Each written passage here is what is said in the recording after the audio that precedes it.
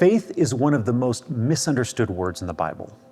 People sometimes say that faith is the enemy of reason. Faith is nothing but a blind leap. Faith is wishful thinking for weak-minded people. Faith is trusting God even when the evidence says you shouldn't. And my personal favorite, faith is pretending to know things you don't actually know. But the Bible paints a very different picture of faith.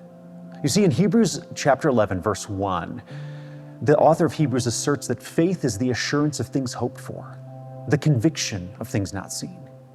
Now, if we break this down, the author of Hebrews is saying that faith is an attitude of the mind and heart that allows for a very high level of confidence in realities that have not yet obtained, and a very high level of justification for things we may not be able to rationally justify. To put it another way, I know that since X will happen, I can confidently trust in that outcome prior to it obtaining, because the one who will make it happen is trustworthy. Now, let me tell you a story. See, in Mark chapter 9, we read that Jesus encountered a man whose son had been tormented by an evil spirit. The man had come to Jesus to plead with him to heal his son. "If you can, Jesus, if you can heal him, have mercy." Jesus responded that anything is possible for one who believes, one who has faith. Now, to this, the man asserted, "I do believe. Help my unbelief." This is one of the most honest and anguished statements in the Bible from the mouth of a desperate and grief-stricken man.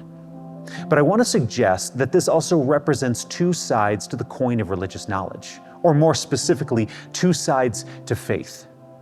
You see, in a nutshell, the expression, "I believe, help my unbelief," represents both a volitional and non-volitional aspect to faith. On the one hand, the man is able to volitionally or willingly choose to believe something about Jesus based on his own rational faculties, his understanding of the person and nature of Jesus.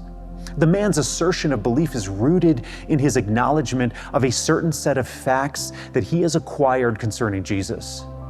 In a way, what he's saying is, "I accept that you are a great teacher, a miracle worker, based on the evidence of your word and your works. I can adopt a favorable cognitive attitude about who you are, what you've done. I've witnessed these things and heard the stories. I allow myself permission that this thing is true. I believe." But on the other hand, the man's unbelief is a recognition that something is missing in his perceptions, in his cognitive experience that prevents him from adopting the belief that Jesus is truly capable of doing the seemingly impossible. In this sense, the man is saying, "I lack the immediate perceptive material necessary to possess a positive mental response. In my frustration, in my despair, I just don't know if I can trust this. I don't get it, Jesus. It's not clicking. Help my unbelief." Now think about it this way. Imagine you're clinging precariously to the side of a cliff during a mountaineering expedition. You're unable to pull yourself up. Your grip is giving way, when suddenly someone lowers you a rope. Now, it turns out the person with the rope belongs to an alpine rescue team. This is good news. However, you've heard rumors that this team dropped the last couple of people they attempted to save. This is not good news. What do? Well, it seems you have really little choice but to accept the rope, accept the know-how, accept the strength and the training of the rescue team, even though you're not sure you believe they're capable of saving you. You see how this works? The nudge toward true faith needs to come from something outside of our own fallible deliberations. Ephesians chapter 2, verses 8 and 9 suggests that faith might actually be a gift from God.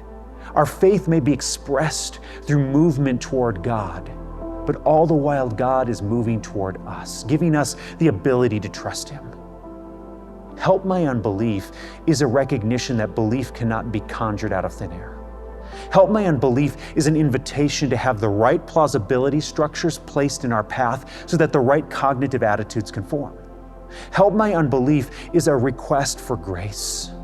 Lord, give me something. Give me belief. Draw me forward in trust. Properly situate my confidence in you. Take me by the hand and pull me into your embrace. Take me where I cannot take myself. See, faith is a relationship thing. It happens really when we encounter God through His Word and His Spirit. The Bible never describes faith as an irrational leap into the darkness, but rather as a step into the light.